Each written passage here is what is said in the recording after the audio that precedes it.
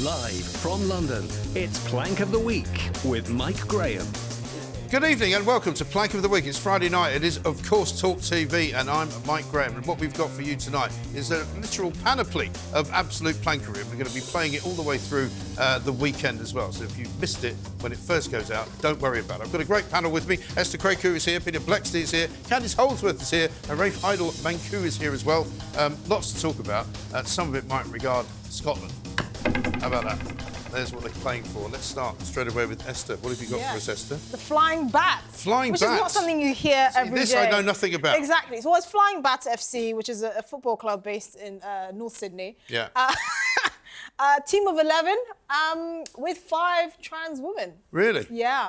So... And there they are. Anyone who can do quick maths, almost half of the team are men. These are the flying, men. these are the flying bats. So the reason why they've made the headlines is because they've been annihilating other female teams with only females, right. not trans women. And at one point, one of the trans women, actually broke another competitor's leg. Oi. See, this is the trouble with what you call kind of contact sports. Exactly. She was so ruthless. I mean, they've been completely destroying the entire tournament. I mean, they've been winning games 10-0, yes, 6-0. I mean, it's almost you'd have to. If you don't laugh, you'll cry. Yeah. That's and it can be dangerous though as well. It's a serious sport. Well, right? yeah. I mean, clearly.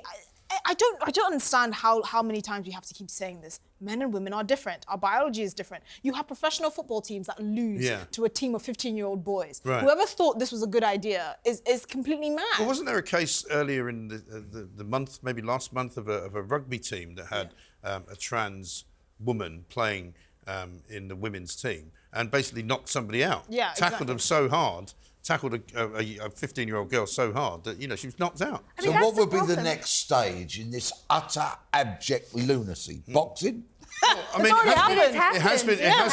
I think the boxing fraternity had to rule against it happening because it would actually be like MMA as well, because they batter each other in that octagon. And also, my question to anyone is if you're playing golf with a trans woman, do they play off the ladies' tees or not? Well, yes, that's another question. I would love to see? Michaela Tyson. Yeah. I would love to see like Mike Tyson with a wig. Yeah. And just anyone who says that men and women are different, just go into the ring with Michaela Tyson. Well, several years. Candice, sorry, you've been trying to say something for ages. Everybody keeps interrupting you. Go on. I know they're quite good at interrupting. No.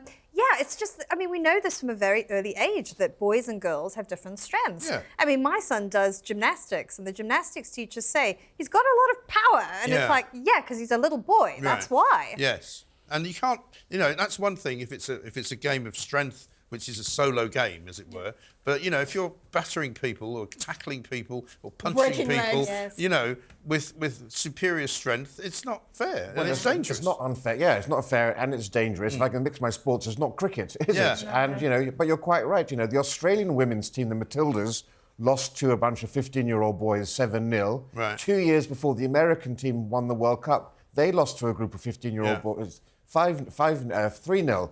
Now, we had Rod Little on our show at the New Culture Forum a few years ago, and he said trans athletes in women's sports was where we had reached peak. Yes. And he was convinced that was going to actually be the beginning of the end for wokery. Here we are several years later, and we've got this ridiculous story. Yeah, I know. There's no end in sight. We've got a Sky News Australia report on this. Let's have a look. 5 transgendered players, right? How many players are on a soccer team? I don't know. I don't play soccer, and I don't have much interest in soccer. But elucidate. Do you know, Liz? Elucidate. Sorry, what was the question? How many players on a soccer team? Do you know? Nah. There's 11. And nearly half. And 5 of them were biological males. No wonder they're cleaning up. They won one game 10-0. I mean, you do have to worry about a show that's on TV talking about football that doesn't know how many people are in a team. It's a bit simple for Aussies to not know that. I mean, And then the anchor says, one player kicked 6 goals. Kicked 6 goals. Scored 6 goals, right? Well, because they're used to Aussie rules football where you kick it over the post and all that. Yeah, that's not acceptable. We forgive you, Australia. Right, Peter, what have you got for us? I've got a photography company from Cornwall that I'm not going to name. Right. Okay? For various reasons, but they don't deserve to be named. Now, there's a very nice lady called Natalie Pinnell, and she sends her daughter, Erin, to a Boyne Primary School, which is on the outskirts of Aberdeen. Erin, bless her, has a disability of some description, and it came to that time of the school year when there were class photographs taken. So all the children lined up in the class and had their photograph taken, as they quite rightly should have done. And then Natalie was horrified when the photographs arrived that there was an option to buy a version of the disabled children not in the class photograph. I mean, how discriminatory, how disgustingly separatist and discriminatory. So they're offering to give you the picture without the disabled kids in it? Disabled kids not in the picture. That's unbelievable. Yeah, so anyway, I was fascinated by this story and not to mention angered. Yeah. So I rang the photography company in Cornwall and I said, I understand, you separate people out for school photographs. I said, have you got a school photograph of kids that have all got blonde hair and blue eyes? Yes. And they went, yeah, we do that. No, you're joking. So technically speaking, the planks... the planks... You never know with Peter. I know. Technically speaking, the planks here are the photography agency rather than the school. Yeah, it's not the school. It's a photography company. Unbelievable. But we've got some footage, I believe, of Natalie Pinnell, the mother of a disabled child. So I opened the first one. Erin's in it. She looks amazing. Opened the second one and she was missing. It's beyond belief that they could do that, and obviously massively devastating to us as a family, to the other parents that are affected by it, to effectively see your child erased, or to, hear my voice choke? That's extraordinary. I would don't think I've ever seen such a thing. Them. I don't think I've ever heard... I mean, we don't know whether the school were OK with that, and they may not have even known it was going on. The school have severed all ties with the photography company, apparently. Well, that's good. I don't think the school were aware, because that's just unacceptable. I mean, what sort of person would even come up with such a thing? Yeah. It beggars belief, and I mean, especially in the age that we live in as well, where it's all about inclusion, and then to see something like that is so at odds with how people usually behave. You actually can't explain it. Right. And I don't know any parent that would care about a school picture. I mean, I've got hundreds of them because I've got 4 kids, right? I've got hundreds of every year get ripped off by the school for 55 different versions of a portrait, and here's the group shot, and they're all pretty badly put together. I mean, I don't really want any of them, to be honest. I've got them through the ages, and none of them look like my kids anyway, because they do something to children at school picture time where they make them look completely different. Really? Yes, right, yes. They're always awful. Totally. The pictures are always awful. You always hate them. My son had stains all down his shirt. I mean, I'd be quite happy. Yeah, I'd be quite happy to have my school pictures without any of my kids in them. To take them out, that'd be fine. I remember this school. But, that kid who I don't know. Yeah, exactly. Right, Candice, over to you. I mean, I think this one is probably quite the story of the week, isn't it? It is. That's exactly what I was going to say. I mean, this has been huge news this week. So it's basically this new hate crime law in Scotland. And it's actually, the story is kind of J.K. Rowling versus this hate crime law. Right. So it's been brought into effect, this law which tries to criminalise hateful speech related to various identity characteristics. Right. And there was some talk that misgendering could be a crime. Yes. So, I mean, J.K. Rowling basically came out fighting and said, come and get me. Right. And wrote a series of tweets. And just took the mickey out of it. Yes, she did. Brilliantly. Then it was ruled by the police in Scotland, no, it doesn't reach the criminal threshold. Yes. So she's testing it, she's challenging it. But the thing is that for most people who don't have that sort of profile, this could actually be really dangerous. This is going to be used vexatiously. This is going to be used to settle Twitter feuds. Right. It's going to be used in a very pre-Enlightenment, sort of medieval way, actually. Right. I mean, it's going to be neighbours snitching on each other. I think what's going to happen is it's all going to collapse down around old Humsy Useless's ears, because this is a guy who has pushed for this. His country's falling apart. You can't get a doctor up there. It's harder to get treated up there in the NHS than it is down here. Meanwhile, he tries to introduce this law. One of the things that I love about it is that the most complaints that have been made about anyone in the hate crime law annals is Humsy Useless. Yes. Because he made a speech 4 years ago where he bemoaned the fact that everybody in Scotland was white. And he was the only brown person everywhere he went. It was a bit like that bloke from Radio 5 Live, and he's made this speech in Parliament saying, and this person was white, and this person was white, and this person was white. So he's actually had the most complaints, and the police are now going, what are we supposed to do now? I know. Well, I'm going to test this legislation. Yeah. I've booked a hotel up in Scotland. Yeah. I'm going to fly up there, and I'm just going to plug myself up in a hotel room, get nice and comfortable, have a couple of drinks, pick up the phone, ring Police Scotland and tell them about everybody I hate. Yes. Well, apparently a lot of people did this. They reported their mates, just to sort of clog the system. This is the best way to deal with these idiots. The thing is, there are bigger implications here, which are constitutional, right? I actually think this year, I don't know how many people know this, this year is the 25th anniversary of devolution.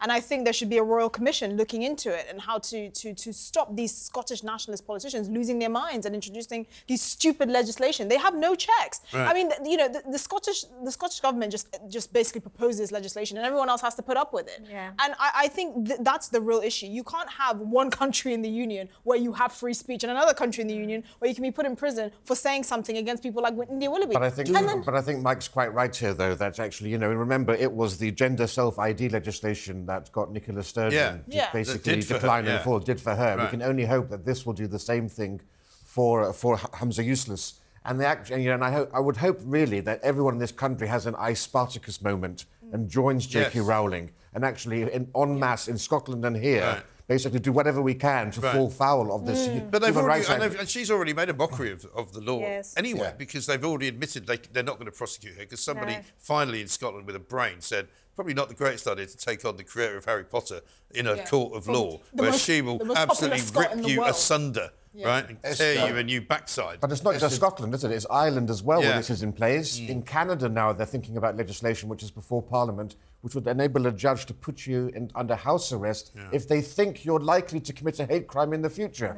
I mean, this is the world we're coming to, and I think Scotland should be our showdown in this country. Otherwise, under a Labour government, when we know they've got a new Equalities Act coming through and they want to have a blasphemy law by the back door for Islam, it could be happening here if we don't take a stand now. We're empowering witchfinder generals. That's what we're doing. We're empowering all the worst people. And who would have thought that would have happened in our supposedly progressive era? Do you hate devolution? I do, yes. Then you're not obliged to say anything. But in my humble defence... It's true.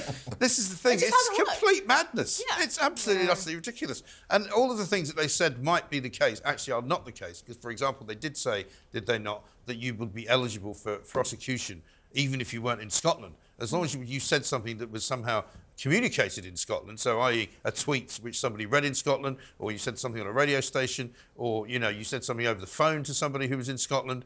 But that doesn't seem to be the case now. They're kind of backing away from an awful lot of it, and I think they're going to find that it's such a ridiculous law that they're just going to have to give up on it. It's also impractical because whose grievance do you prioritise? If I say something like, oh, Esther, you've offended this person, I can just be like, well, I'm a black female and in my where I'm from, my country of origin, this is perfectly normal. Exactly. And I feel oppressed. So who do you arrest? The gender ideologue or me? Right? You can't. It's ludicrous. They can't choose. This is the problem.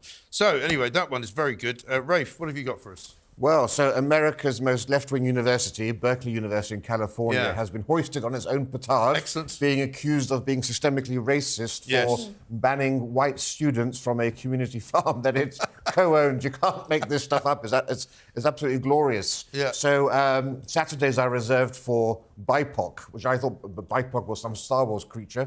But actually, it's actually black, indigenous, and people of colour. I don't know why you have to say black and indigenous, because people of colour surely includes everybody there. Yeah, well, you would have thought so. But, I've never heard of BIPOC before. That's a good one, that. But it's remarkable because actually now what we're having is a world where, far from trying to fight segregation, actually the anti-race activists are trying to enforce progressive segregation as being progressive for race for race relations. And that's what you get in this world. When you combine identity politics with safe spaces, you get segregation now. And it's extremely... But then interestingly, you get segregation in the name of inclusivity. And you kind of go, sorry? I can't believe that those two things are not mutually exclusive. Division in the name of diversity. Yeah, exactly right. This place is not diverse enough, so we're going to ban some people from getting in there. So we have, luckily, you'll be pleased to know, some students talking about some of this stuff that they do at this farm. My mom actually recommended that I get involved with the gardens. When she was at Berkeley, she was really into the activism around food sovereignty specifically. Students are choosing what seeds to plant, where to source their seeds, how to grow, what crops to grow together, when to organize and harvest this food. This entire food system is something we have sovereignty over. My name is Moe Semino, and I'm lighting the way towards reconnecting to the land, people, and food sovereignty. What the hell is food sovereignty? Why are they wearing What are they masks? talking? And why are they wearing masks outside? Independence for food. Yeah. You're an ideological, immature student in California. Yeah. There's only one thing you should be growing. Yeah, exactly. And it's legal there as well. You don't even have to... Really? Yeah, it's legal in marijuana's legal in most states of America now. Oh, wow. Which is why I think they've all gone collectively insane. Yeah, explains But a lot. They're all California stoned all the time. used to be so freewheeling and fun. I mean, you think about Silicon Valley, what it used to be like. It was all the eccentrics and the I think libertarians. I preferred the free love period. Yes. To be honest, than the, Lots let's of go STDs. food sovereignty. Lots of STDs. If you say so. A bit too much gonorrhea. Lucky Yeah, well, you. maybe. But I I'd still always rather had to that than pay. food sovereignty. You can cure gonorrhea. You can't cure madness that these people are all suffering from. University of California, white people banned from a community farm. Well, coming up, we're going to be bringing you some more nominations. I've got one, something to do with the boat race. And that doesn't mean Peter Blexley's face, by the way. We've also got Team GB, because it's the Olympics coming up soon. And that's going to be the Woke Olympics, of course, in France. This is Plank of the Week. More coming up after this.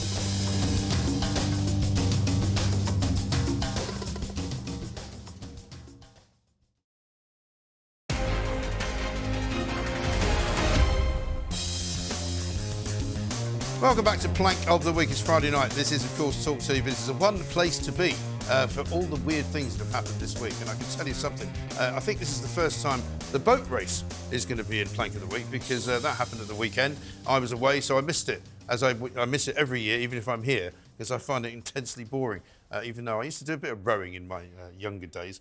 But I think Cambridge won it this time around. Mm-hmm. And apparently one of the reasons was that the Oxford team had been kiboshed by E. coli, which is a nice way of saying the shizer that was in the river. There actually is floating poo.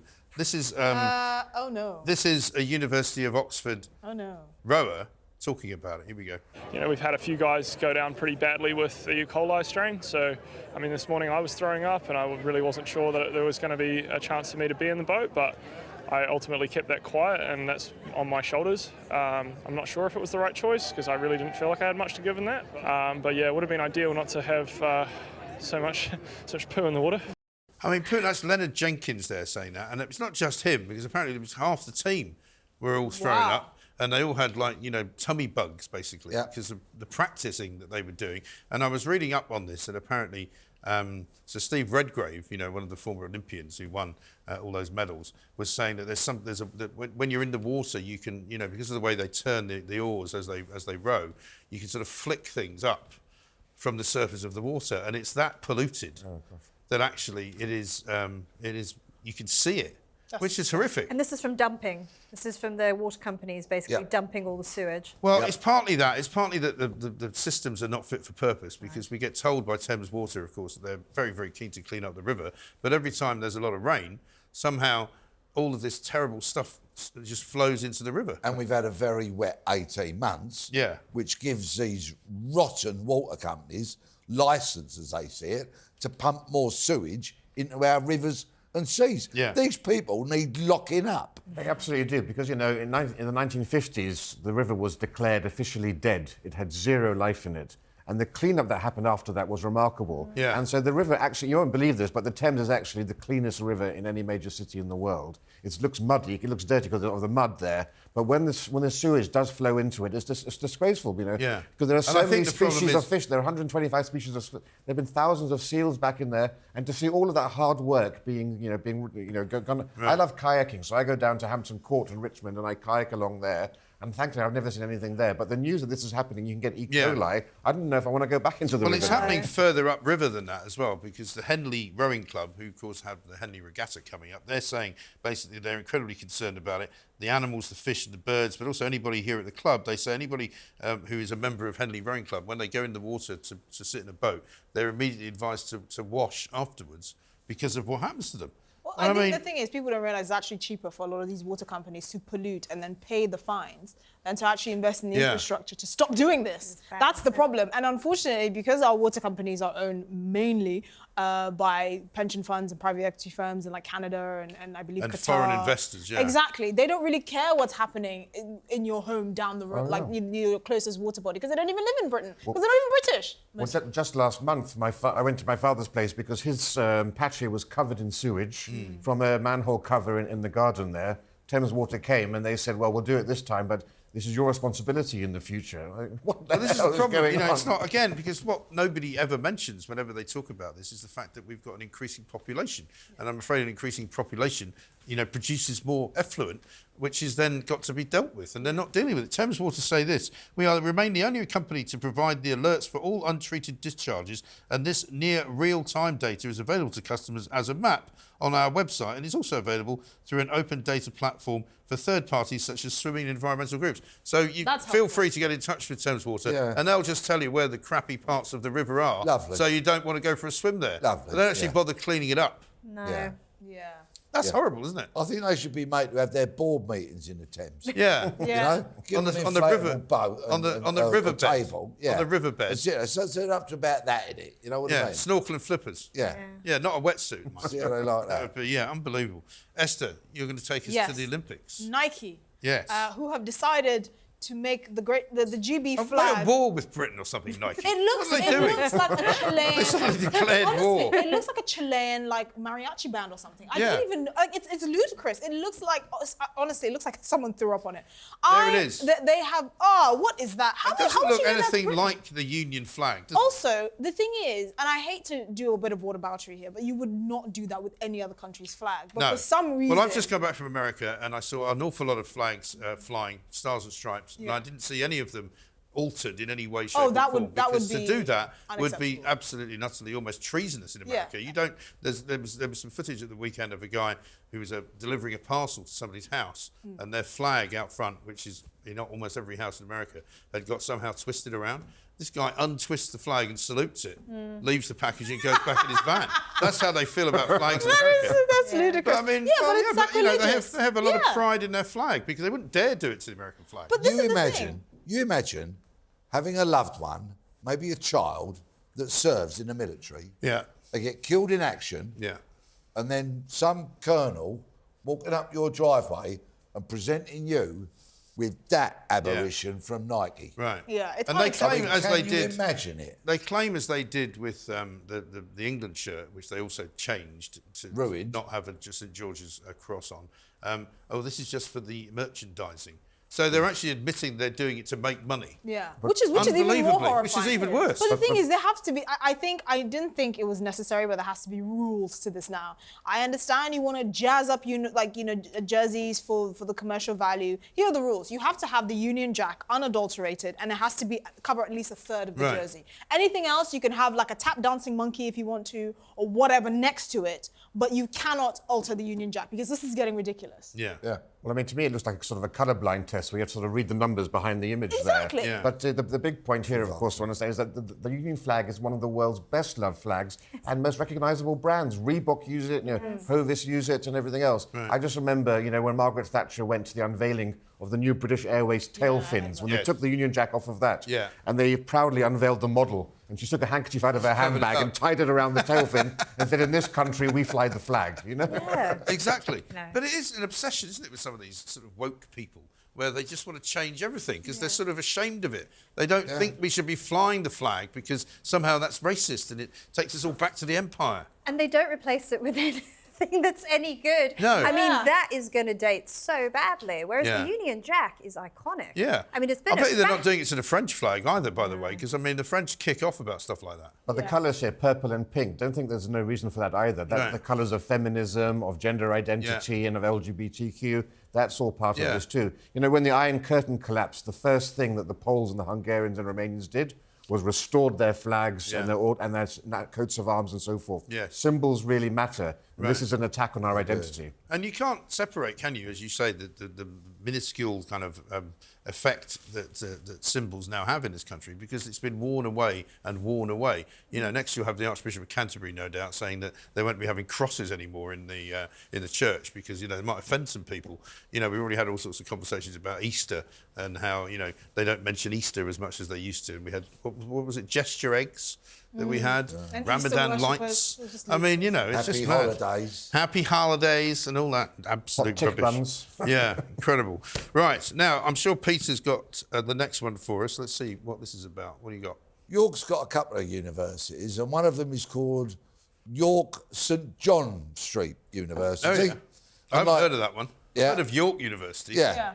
And like, is it a redone Polytechnic? Yeah. My son went to the other one. Anyway, they like you'd expect a university to have.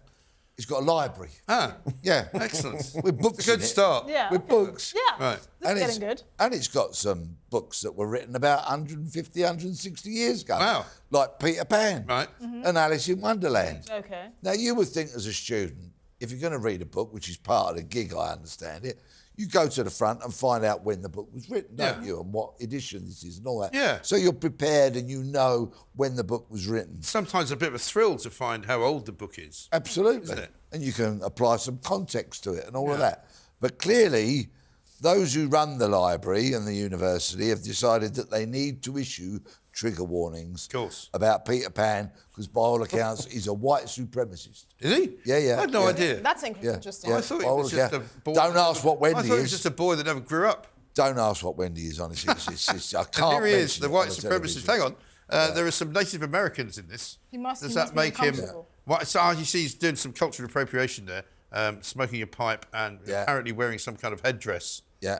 Yeah. Yeah. Alice in Wonderland. She's a wrong, I don't know. Yeah. Yeah, she's got What about the Queen of Hearts? all sorts of things. Oh. I mean, for heaven's sake, the Mad Hatter. He looks a bit like Johnny Depp. Yeah. You know, that could be wrong as well. But now it's such a serious matter at this university that if you want to get Peter Pan out and read about him and Wendy, you have to make an appointment to go and take one of those books out so they can issue you with a little bit of advice. Oh, good. And probably to take your name down and go, you know, possible white supremacist wants to read Peter Pan. Yeah. Because that's the other thing they're doing here. They're collecting information on you because they think you're only wanting to read this, obviously, because you're some kind of racist. I've never heard anything. So this is already the most ridiculous plank of the week I've ever seen. Yeah, I think this is mad. I don't Just even... when you think it can't get any more mad. I'm actually speechless. Yeah. I'm surprised they haven't gone for Black Beauty yet, or tried to rename all of that. Well, but this is the trouble. Once you start on this road, you can literally find any book. So anybody now at St. John University in York can go up to the library people and say, I've just read this book and I think it's abhorrent and horrible and ghastly and reminds me of, you know, the Holocaust or something, and I want it to have a trigger warning. You could basically put a trigger warning on every book. Yeah. You could. Yeah. Well, they've done it for 1984, which is perhaps most ironic of all. But even, you know, the PREVENT program, when they look at white supremacists and extremists, if you watch, God forbid, Michael Portillo's Great Railway Journeys, that's a right flag for being a fascist, apparently. Yes. Yes. But this is what happens. It slowly creeps. Yeah. And you find mainstream figures like Jacob Rees-Mogg, an elected MP.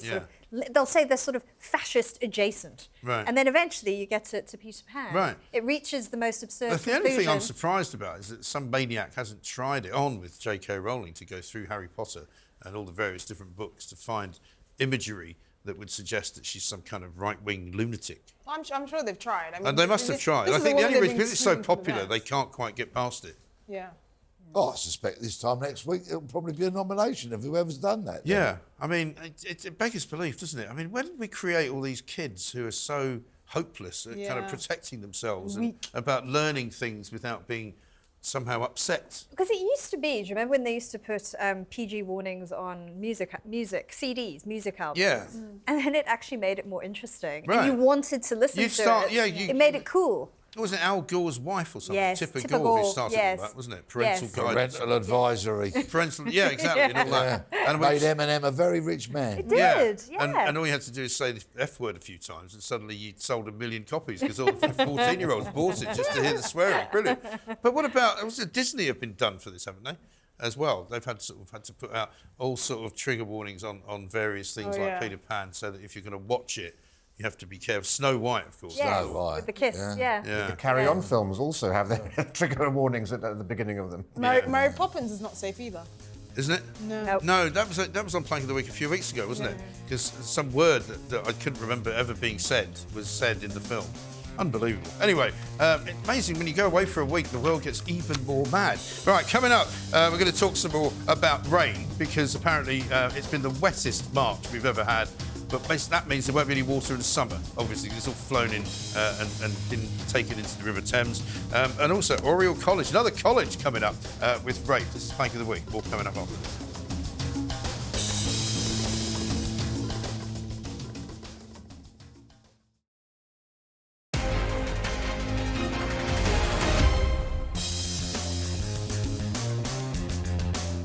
Welcome back to Plank of the Week. It's Friday night and we are more than halfway through. I've got a great one coming up at the end though, but I can't come back from holiday and actually just award it to myself.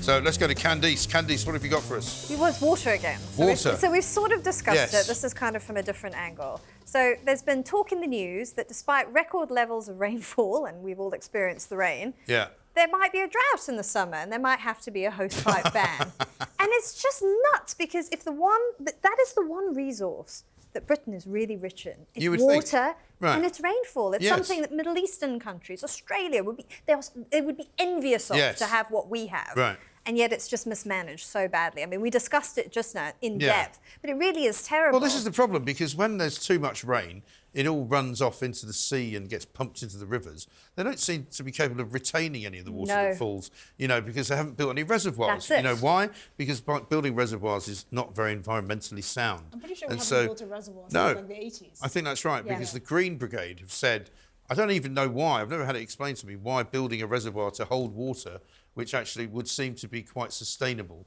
because water will continue to fall into it and you don't have to fill it up from the kettle. How is that environmentally unsafe? Water, the source of all life. Yeah. Why wouldn't you want to look after it and keep it? Yeah, and as Candice says, living on an island surrounded by water, I mean, people always make fun of me when I say, why don't we have some desalination plants? We've got plenty of seawater. Yes. We keep being told that rising sea levels are going to murder us all.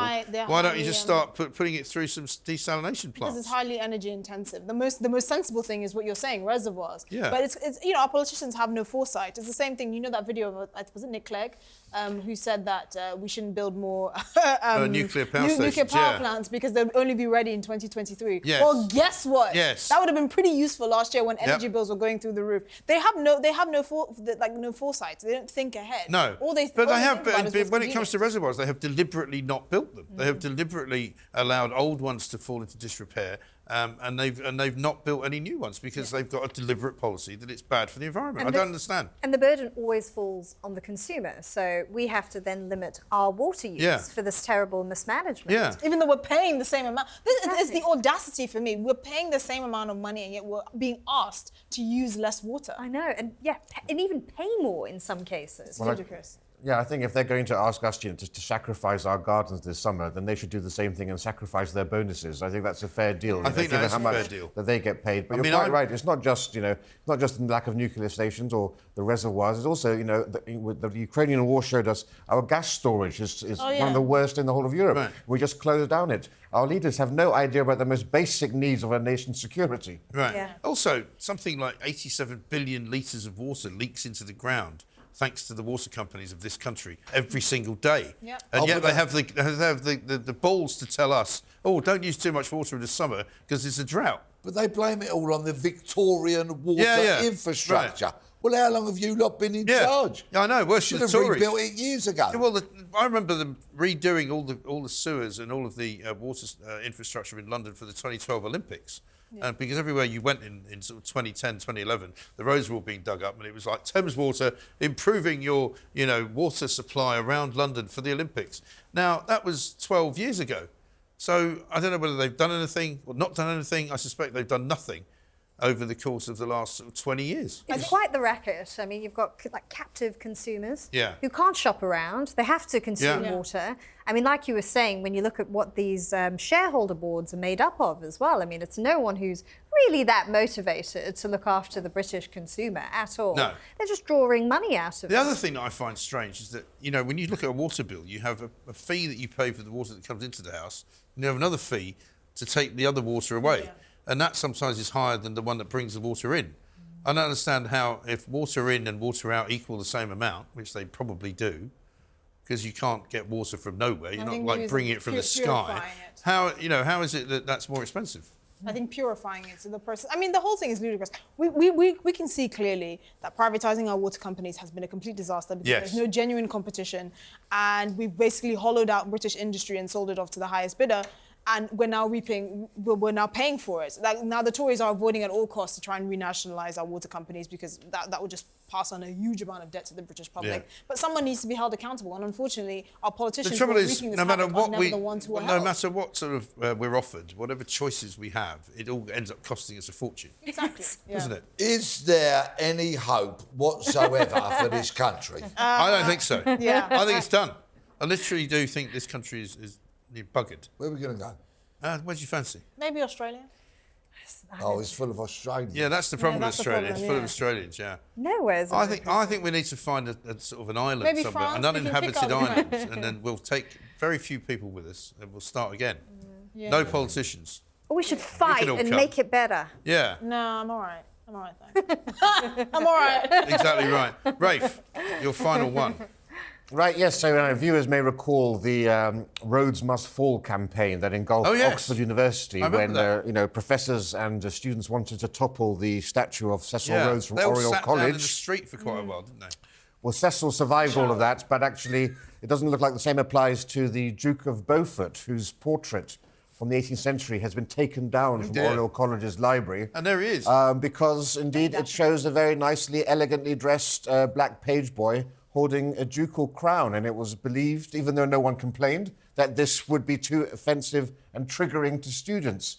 Now, quite frankly, if you are so fragile to be triggered by this sort of lovely painting, then my gosh, I would hope you could take medical advice before you go to the National Gallery, because you'll have a heart attack if you walk through there. Yeah, well, maybe not for much longer, though. I mean, I saw a story this week that the British Museum is thinking of sending back all the stuff that they've supposedly stolen from other countries of the world, which will basically mean they've got nothing left. Yeah. So there will be no more British Museum. Similarly, if they start taking down paintings that upset people, there won't be any paintings left in the National Gallery. Well, it's erasing history. You know, that portrait is an important example of history and of social context. It's a moment in time, isn't it? It's a moment in time. And also, I would have imagined that black page boy would have been thrilled to know that for 300 years he would have pride of place in the library. It's important that we understand what happened in the past. There are similar portraits with white page boys and white servants. Why somehow is this one particularly bad compared to those? Yeah. And if anything, we know from history that there's far more likely that black page boys and servants would have a more privileged existence by the virtue of their whose rarity. decision is this? Because an awful lot of the time you find out that it's one individual has decided, right, we're going to get rid of that because one person has complained, and so one person makes the decision to take down a painting which has been there for how many years? A couple of hundred years? But if you're so fragile to not be able to exist in a university without a safe space, the world's most woke institutions, what chance are you going to have when you exit those doors eventually? Well, if they don't want to pay any storage costs, I'll have it on the wall in my gaff. Yeah, I think that's fair. And then people can pay to see it if they want. Come round, it could be a second source of income for you. Yeah, I'll put the kettle on, make them a cup of tea. I mean, the other problem here, it seems to me, is that, these bloody universities have now become ridiculous to the point where they're not being run by anybody who's got a brain in their heads. They're not being run by anybody sensible. This is the thing. If you're going to do this, you're inherently pumping out lower quality graduates, which means the value of their already devalued degree is even less. And then when they come out into the workplace, they're going to start complaining about all sorts of stuff that they see, aren't they? They're going to be funneled into HR departments and start making ridiculous decisions about how you should get bereavement leave for your pet. The most moving moment that I've ever had in a museum, I know we're sort of kind of touching on museums here, was when I went to the Slavery Museum at Liverpool, turned a corner, and there, in a glass case, was a Ku Klux Klan outfit, right? Now, I was so horrified by it and so taken by it. It was such a powerful moment. As I looked at it, I half wanted to smash it. Yeah. But, historical things are there to educate us and to challenge us, and we should have reactions to them. Yeah. So you should encourage students to actually go, oh, well, that wasn't a very good thing back then, was it? We'll do some research, find out who that page boy was. Yeah. Yeah. Well, we've got the most left-wing youth in history, but in Canada, the youth are now going towards the Conservative Party because they've experienced life under Emperor Trudeau. Right. And we can only hope that after 5 or 10 years of Labour, perhaps the youth of this country will realise the promised land isn't what they were sold. I've got some news for you on the youth front as well, because coming up, we have got some youth people who have formed themselves into another gaggle of a group. Not Just Stop Oil, it's not Extinction Rebellion, it's a new one, you'll never have heard of it. I'm going to bring it to you coming up next on Plank of the Week.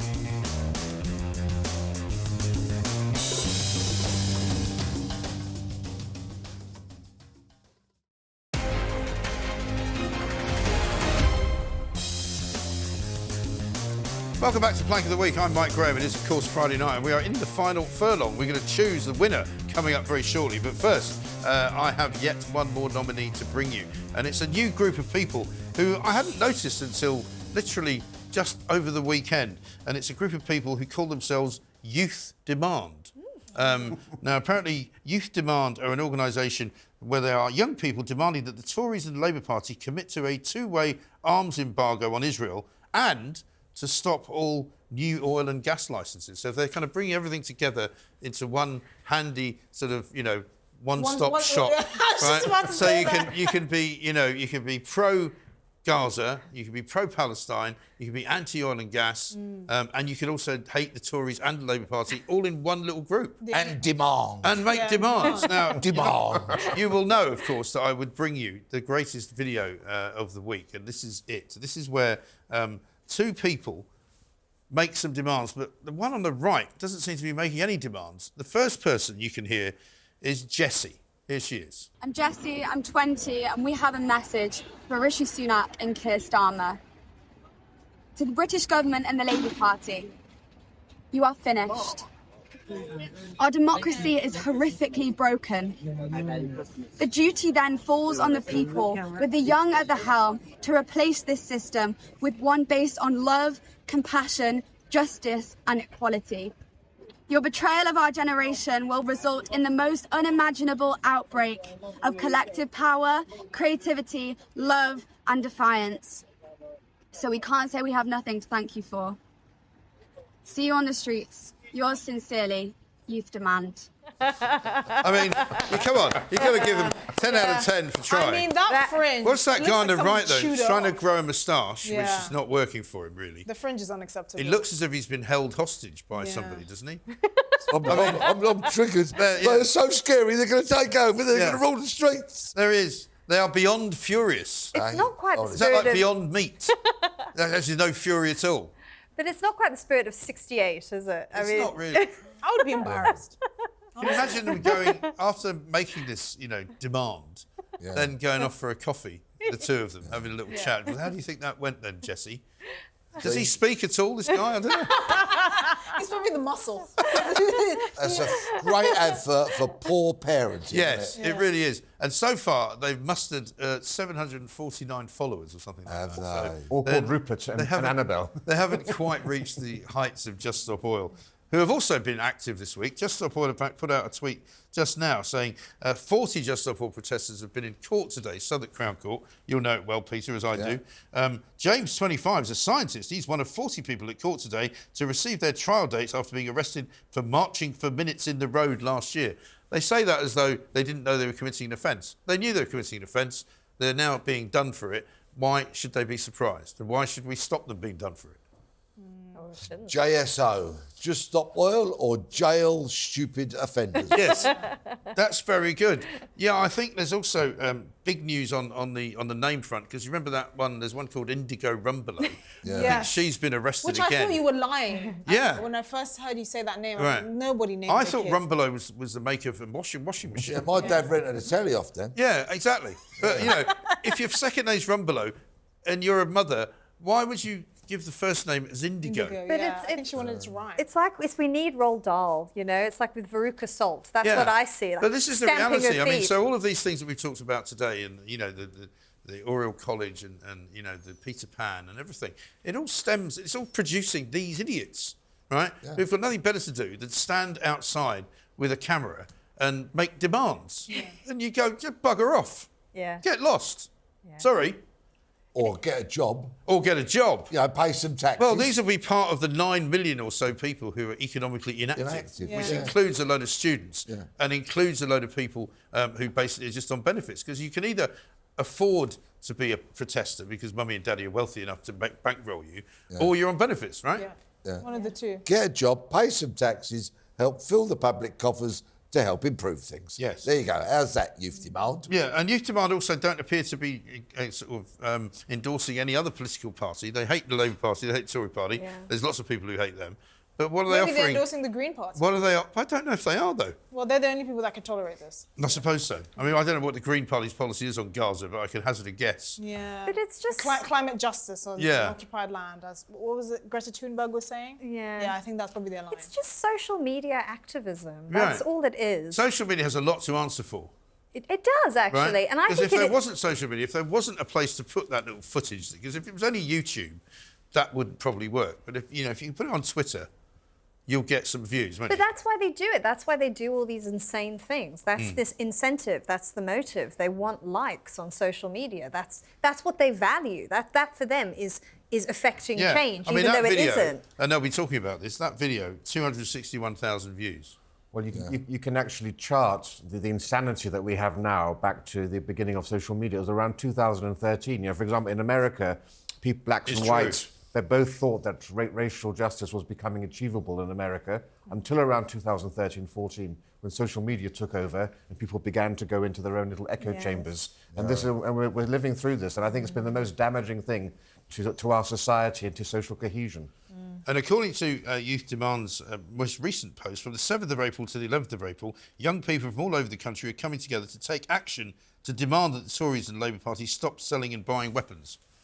How about what sort of action are they going to take? Experts in geopolitics. Yeah. I mean, it is incredible. The Youth Demand know it all. Yeah. Well, let's start a group, Mike. Love is the answer, apparently. Yeah. Oh, is it? Yeah. Because I was thinking of starting up Old Blokes Demand. Yes. Yeah? Yeah. We could demand that they have a wash, get a job, right. Do something with their lives. Take us out for the day. Yeah. Walk us around the park. Tell us we're actually nice people as opposed to telling us how horrible we are all the time. Exactly. I think that would work. I think that's a good idea. Blimey. Unbelievable. Anyway, Youth Demand. They actually thanked me for reposting their tweet and thought it was good publicity for them. I know. They'll hate it when they found they're on Plank of the Week. Anyway, listen, we've had some amazing nominations today. It doesn't help to make you feel, though, that the world is going insane. Slowly, but rather more quickly than before. It has to be Scotland, but it has to be... Should it be Scotland or should it be Humza Useless? I mean, it's... Because, not all of Scotland is on his side. Scottish government. I think it's Humza Useless. Yeah. I think it's Humza Useless. What an absolute plank. I'm going to offer it to him, and I'm going to award it to him. There he is. The most stupid politician, I think, in the history of politicians. Humza Useless. I love the fact that we just call him that now. That's his name. Yeah. He's managed to get himself reported for the hate crime law that he brought in 2,000 times. Plus, what an absolute plank. Thank you to Esther, thank you to Peter, thank you to Candice, thank you to Rafe. We'll see you next week at the same time, of course. Coming up later on tonight, it's The World According to Mike Graham. You don't want to miss that either. Thank you, and good night.